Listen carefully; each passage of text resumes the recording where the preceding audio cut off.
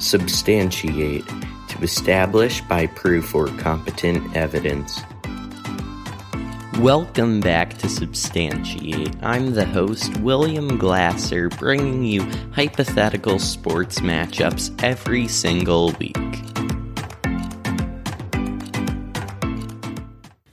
Alright, welcome back to the Substantiate podcast. I am the host, William Glasser, and sorry about the delayed episode this week. Right now I am recording this intro at 3:45 on Thursday. I only got to record this episode on Monday night with Cam, who you'll hear from shortly, and anyway, today we're talking about what if Michael Jordan never retired, and we also get into a bit of how the GOAT conversation with Jordan and LeBron changes if Jordan doesn't retire. And Cam comes to a really interesting conclusion with that argument between LeBron and Jordan that you'll hear once we get into my conversation with Cam, which is coming shortly. Cam is from the Talking in the Driveway podcast. He talks a little bit about it towards the middle of our talk today, and you can also find a bunch of links down in the show notes, as always, just like every week, including links to Talking in the Driveway, his podcast, and go check out our Instagram, Twitter, Facebook, at SubstantiatePod.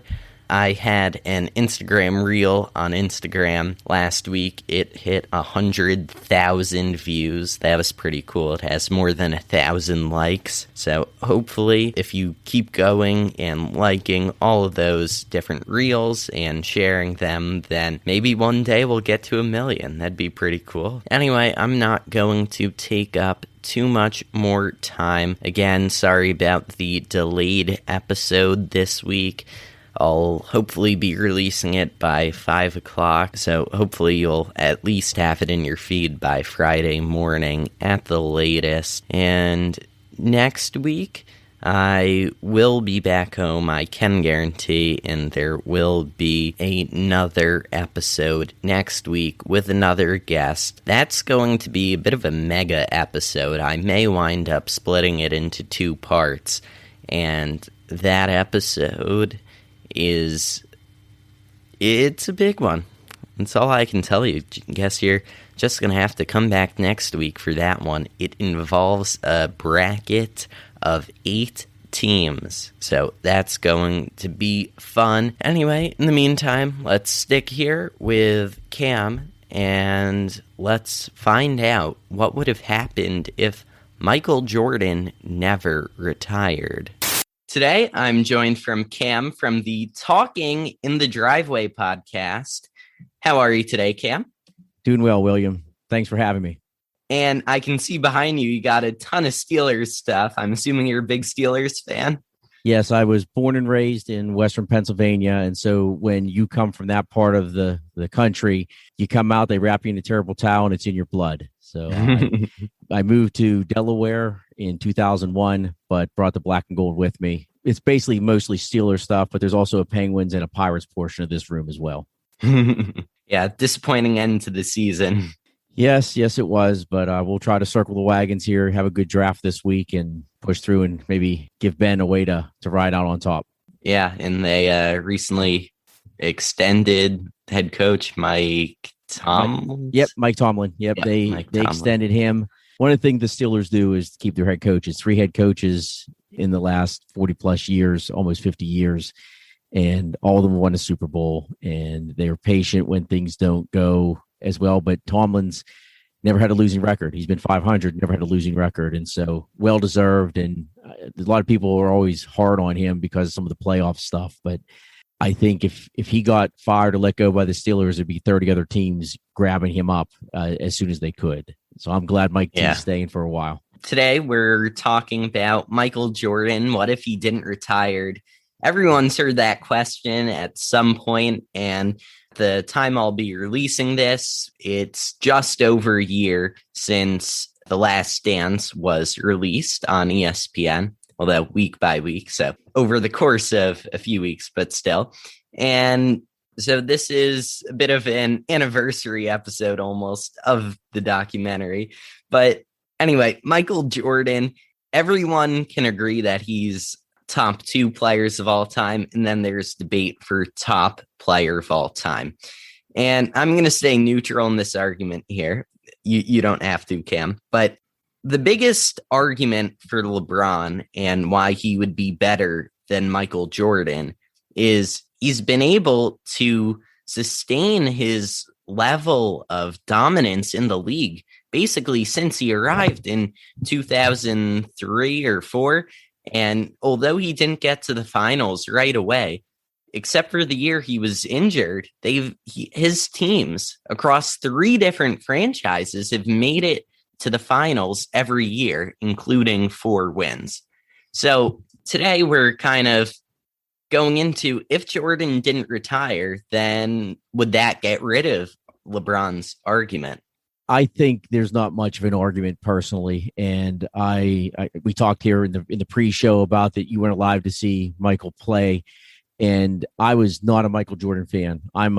Obviously I'm Pittsburgh for hockey, baseball, and football, but there is no basketball team in Pittsburgh. So I've been a Celtics fan all my life. Loved Larry Bird growing up and just kind of have continued there. So was never really a Jordan fan, but I have learned to appreciate greatness. And when I was in high school and then in college, watching him do what he was doing in the playoffs was special.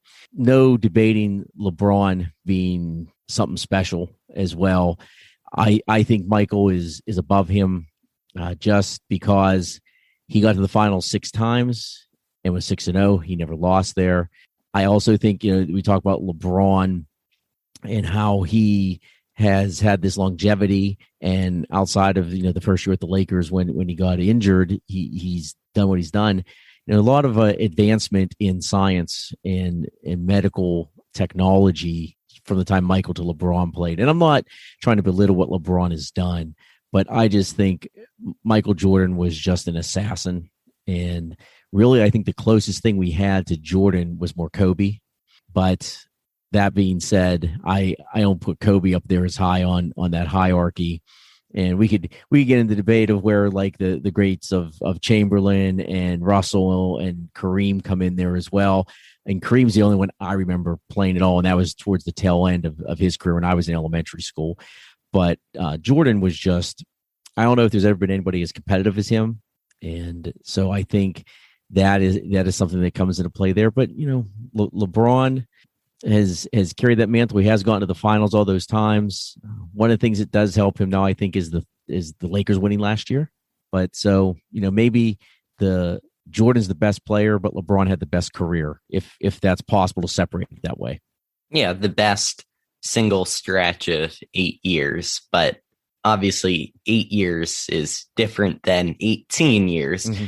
And not to say that he wasn't good before they were winning championships, but it's not the same comparison. So I guess you could also compare that to LeBron's early days. But with Michael Jordan and with LeBron James, over the course of 17 years or whatever it is now, the game has changed and he's adapted with it. Now he shoots a few more threes a game. He's a better 3-point shooter now, primarily in the way the game is going, in addition to still be dominant everywhere else. But if LeBron can add a 3-point shot to his game, then I don't think there's a question that Michael Jordan wouldn't have been able to. So I think that also clears up part of that argument. All right. So now I'm pulling up Michael Jordan's basketball reference page here. So we can kind of sort of, as if to continue his stats, or in the 1993 to 94 season, what would have come there. So if we start by looking before, in the year of 1992 to 1993, when that was the last year before he retired for the first time. And so here, that year, he played 78 games, averaging 39.3 minutes per game. That year, compared to 1992, his field goal percentage dropped off by 24 points down to 49.5%.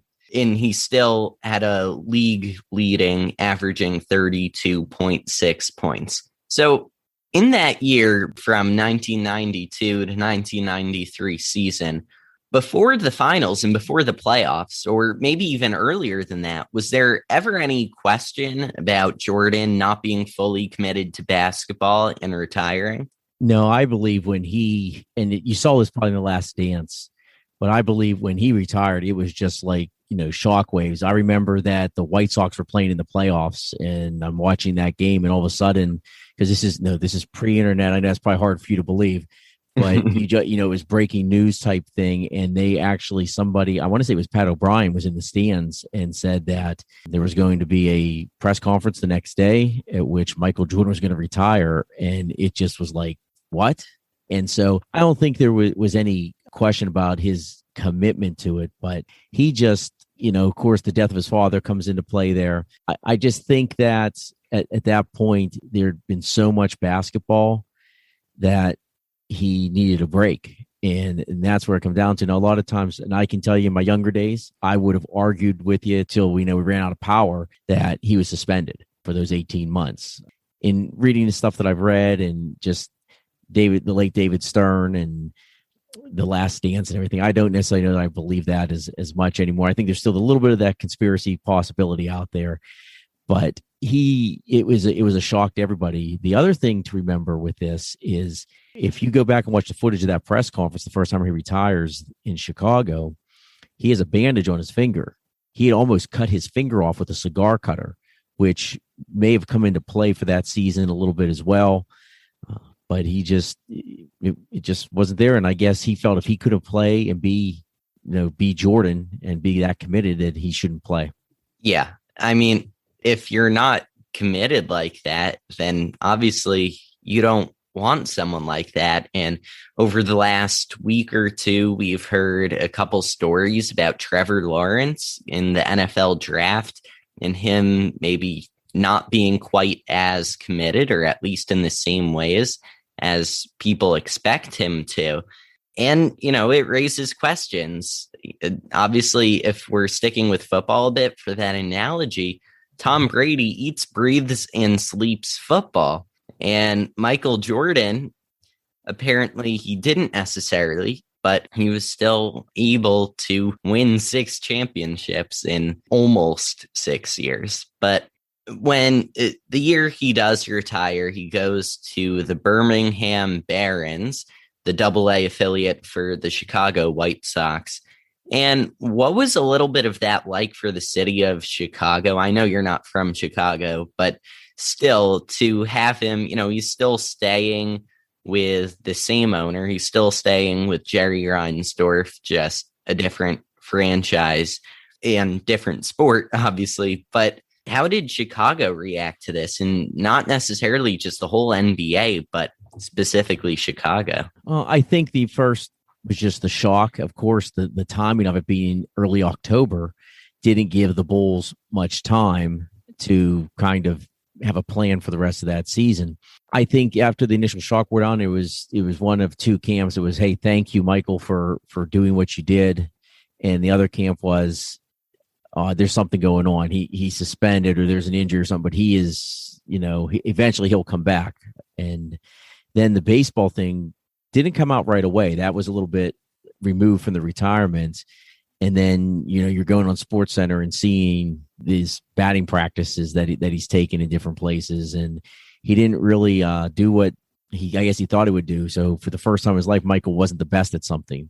And I think that kind of ate at him a little bit too. And, they would say he would get into Chicago here and there once in a while, and he would go out on the practice floor and he was the best player on the floor. And I think some of that, as you saw in The Last Dance, created that appetite to come back. But, Michael Jordan was almost like a vampire, didn't require a lot of sleep. And he'd have struggled in today's world with the social media piece because people would have seen him in Atlantic City the night before a game because that was a big controversy at a point. If you watch during the 92 finals when they beat Phoenix, there's one game where he is like like darker than usual in his skin color.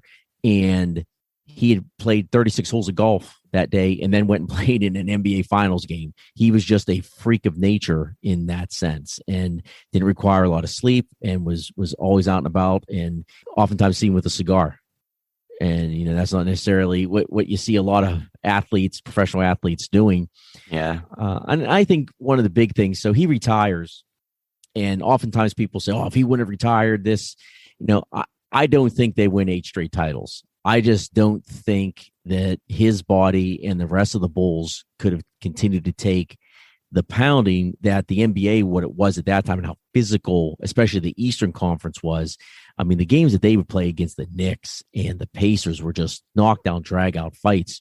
And when you look at what he did playoff-wise in this stretch, in 1990, they go to the conference finals. He plays 16 playoff games. Then these are in 91, 17, 92, 22, 93, 19. Then he has the 94 season, plays in no playoffs. In 95, he plays in 10. That's when he, you know, came back, played 17 games. But then we go to 96, 18, 97, 19, and 98, 21. So he plays in 142 playoff games over the course of 9 seasons. Wow. And so that's a season and a half. Yeah, that's really 10 seasons in 8 years. Yeah, and playoff basketball is a whole different level. You're playing more minutes. You're every other day. Much more intense. So you get the finals, much more intense.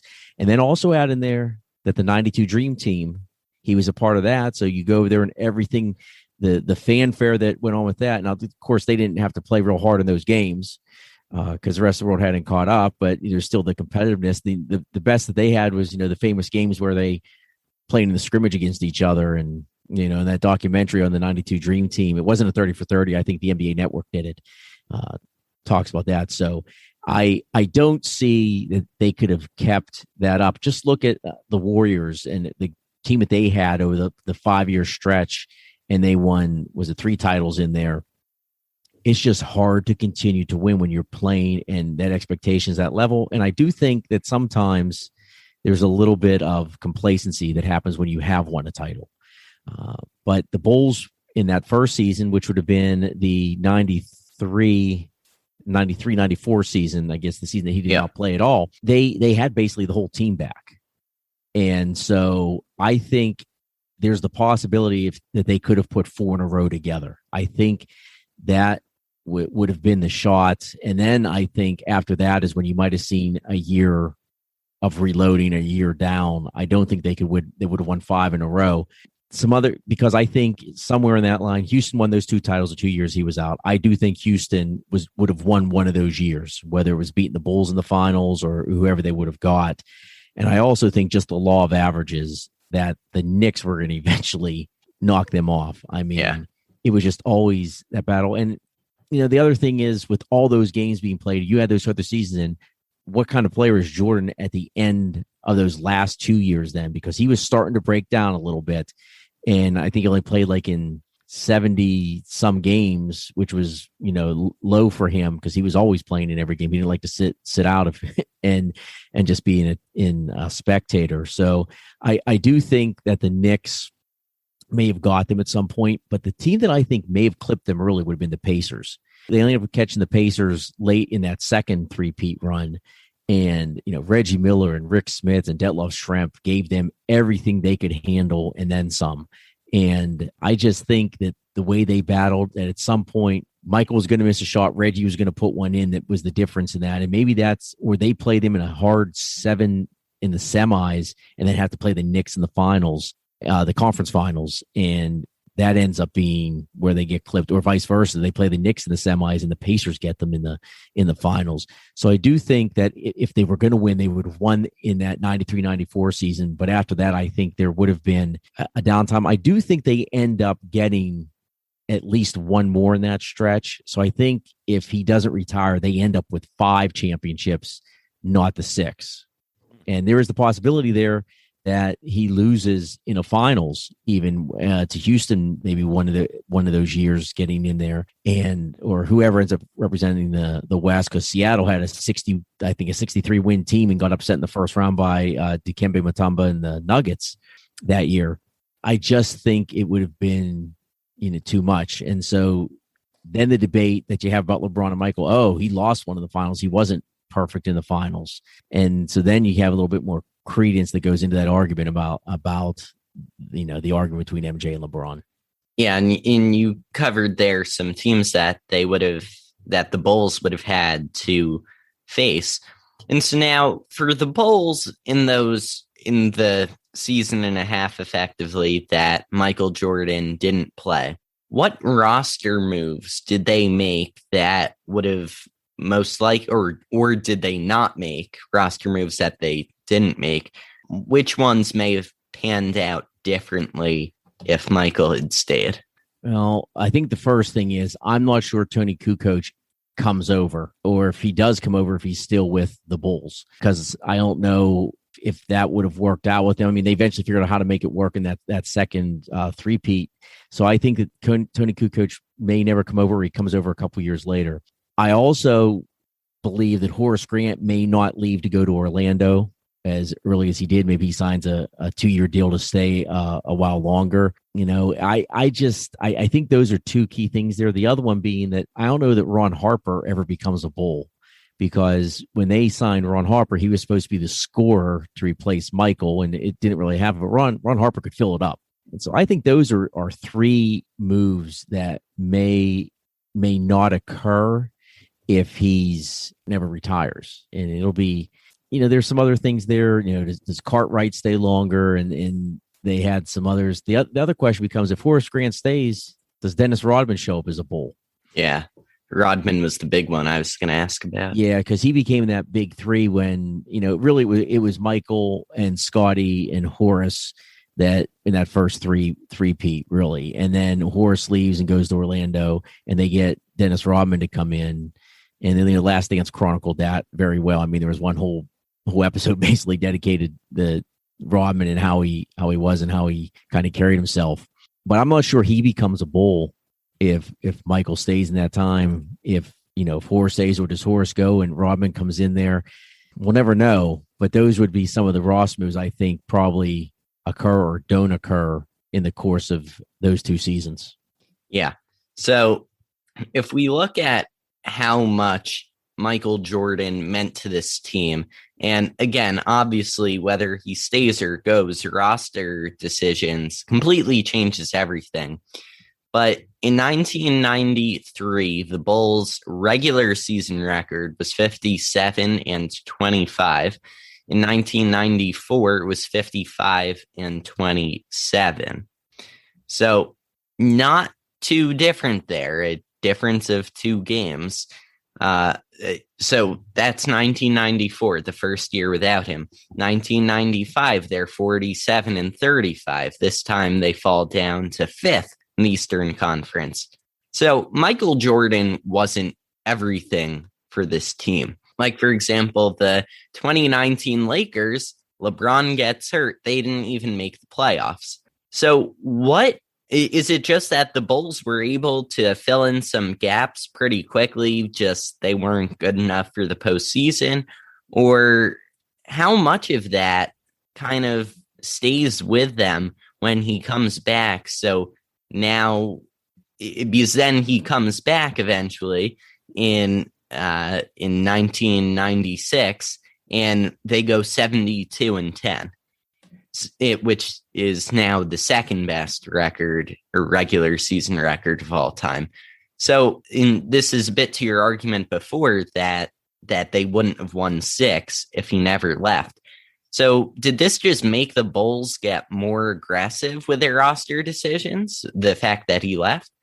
I don't know. I think, when he left them as late as he did, that put him in a bind that first season. So if Michael stays that year, I think Atlanta beat them by a couple games to win the Central Division that year.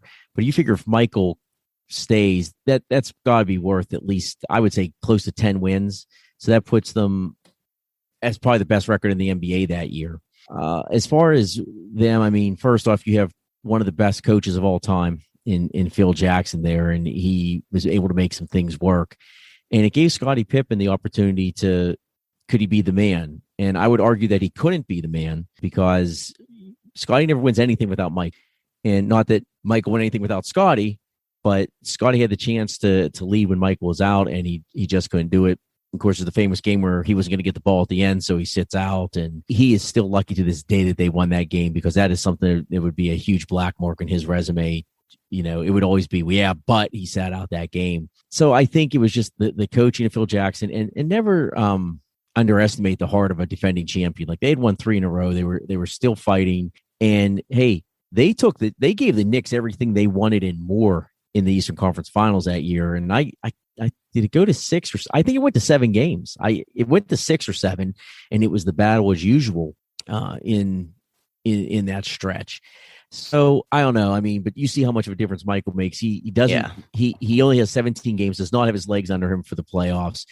Of course, they're not a 5 seed if he plays that whole season. You know, I don't know where now. Now we're talking about a whole other season and a whole other playoffs on that body. Yeah. So at some point there's going to be a little bit of that breakdown, and so maybe they're only a 2 or a 3 seed. But they, even in that year that he came back and played 17 in the playoffs, they gave Orlando everything that they could handle with a young Penny and Shaq, and of all ironies, Horace Grant's on that team.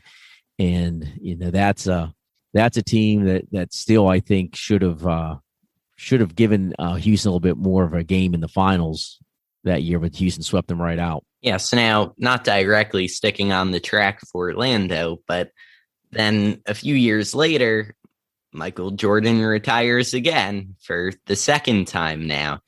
And this time, right, he doesn't come back for a while. It was like 3 years, I think, before he came back, or he had 3 seasons of retirement before coming back for a third go in the NBA.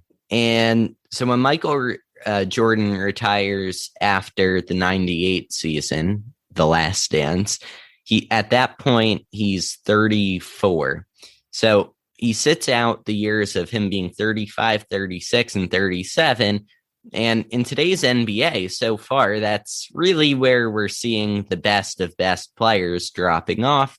And obviously, there's some exceptions to that. But that's in general where we're seeing them really just not be as effective as they used to be. And he comes back with Washington a couple years later, and still a great player, averaging 22 and 20 points a game, but he was no 90s Michael Jordan, to say the least. And so with that whole question of retiring for a second time, where might that fit in with this new timeline we're talking about?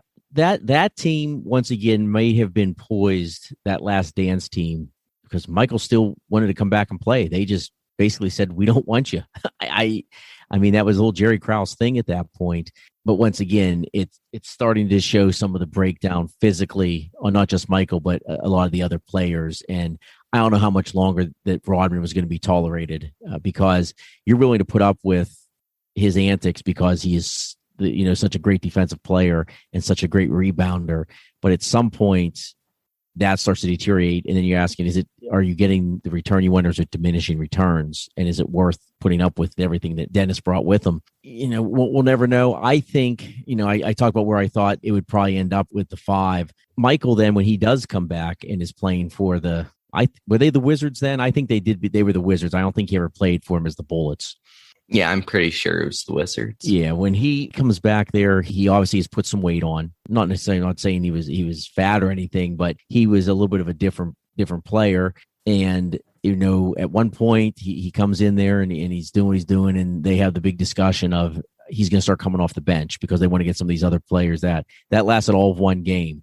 He goes to Doug Collins and says, "Look, put me in, and I'm going to keep starting." He never could get them to the playoffs. And that's a little bit of an asterisk on his career. It's like Joe Namath with the Rams, or O.J. Simpson with the Niners. You just kind of forget about it that it happened.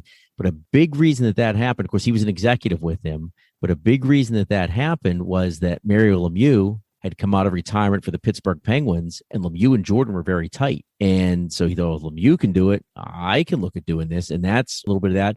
And also, Charles Barkley was all set to join the Wizards, and he was basically going to try to win, Sir Charles a championship with him. And then Charles just gave up on him. So I would love to have seen that scenario. He goes to the Wizards and Barkley joins him. Could they put it together to win something? Not sure, but I do think that if he'd have played, like, say, 2 more years and then retired, there's a chance that they make another run. Once again, their best chance probably being that year going for the 4th title, because they would still have the team together. Yeah. So obviously you've talked about his body decaying a bit and having some less effective seasons, and his years of retirement throughout both times would have helped him recover. And again, you were making the whole argument that if he doesn't go to play baseball, they don't win 6 championships. So is it safe to say that this 2001-3 version of Jordan might be something closer to what we would have seen in those years in 93 to 95?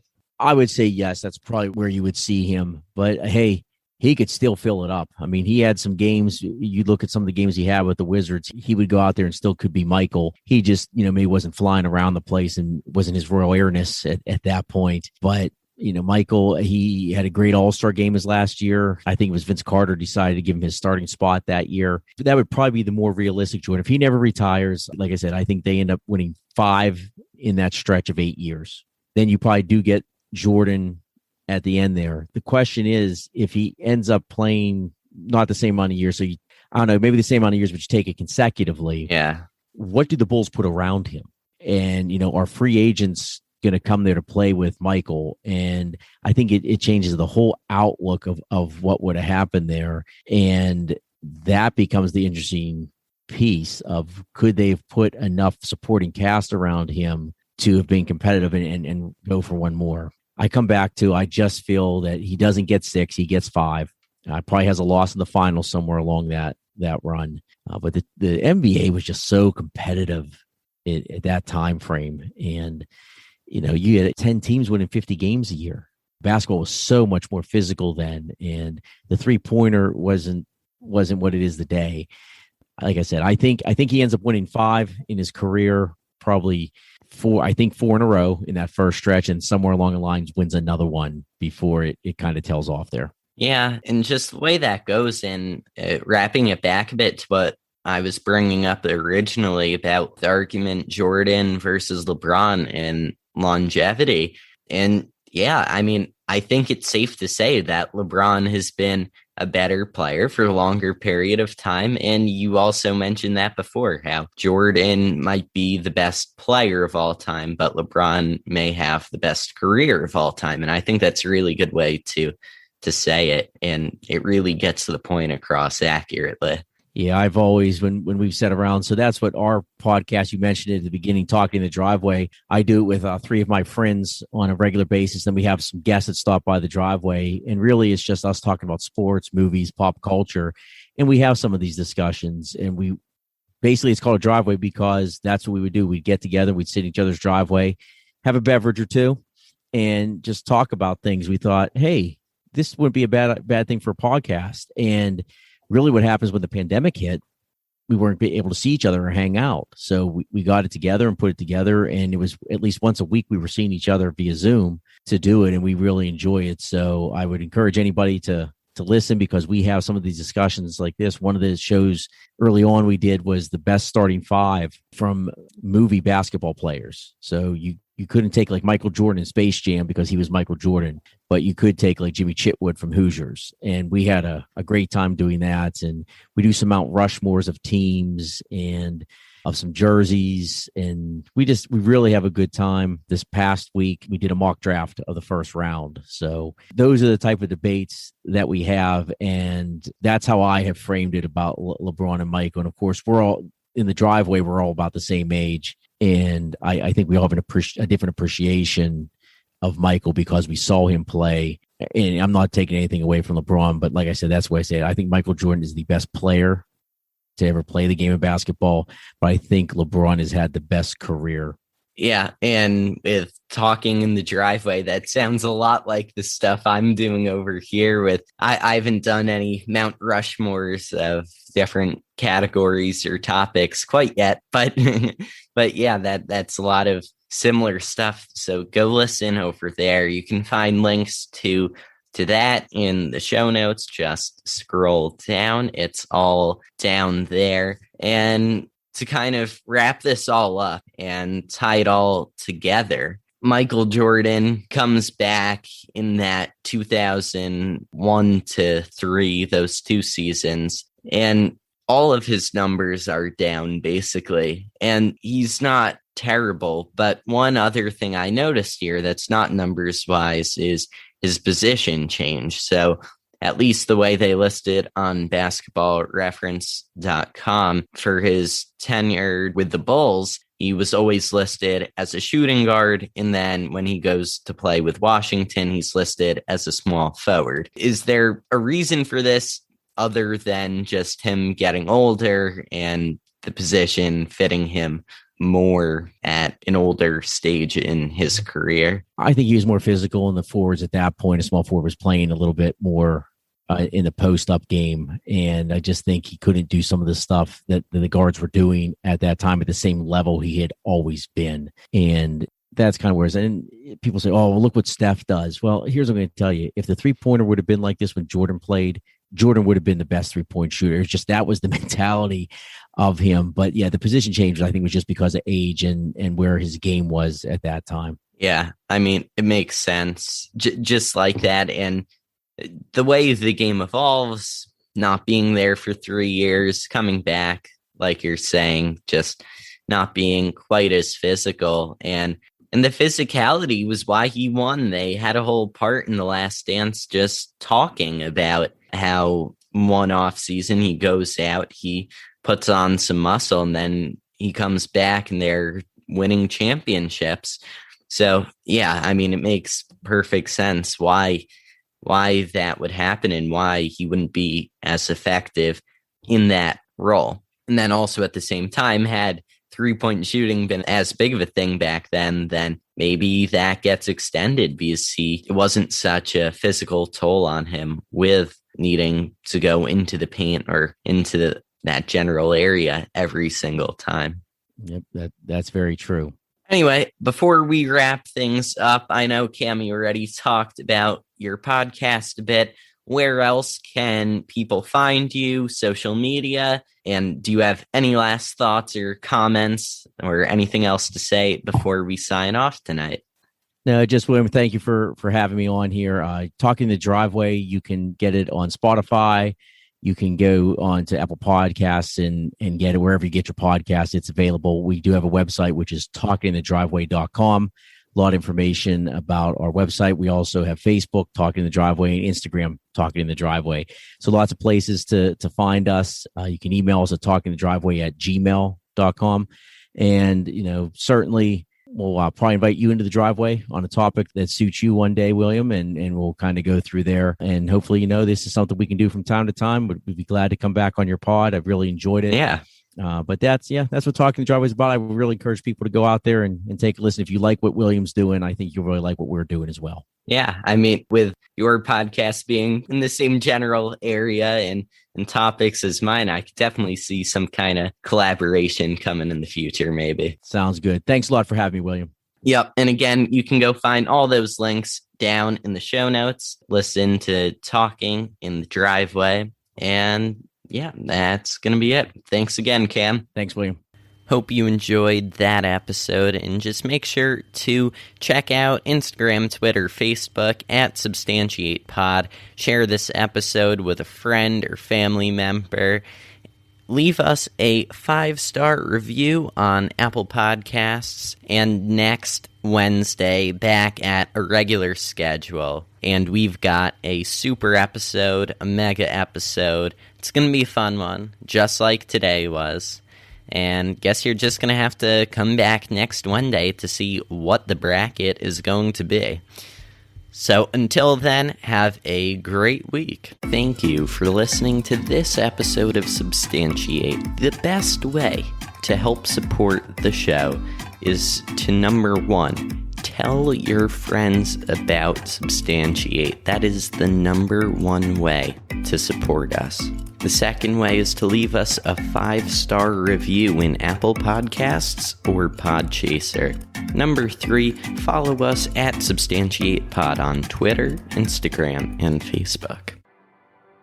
Hello, I'm Anthony. And I'm Dr. Issues. And we're hosts of Capes on the Couch, the podcast where comics get counseling. Superheroes don't always get to go home happy. That's where we come in. We offer psychiatric and mental health analysis of comic book characters. So check us out at capesonthecouch.live and across all social media platforms at Capes on the Couch.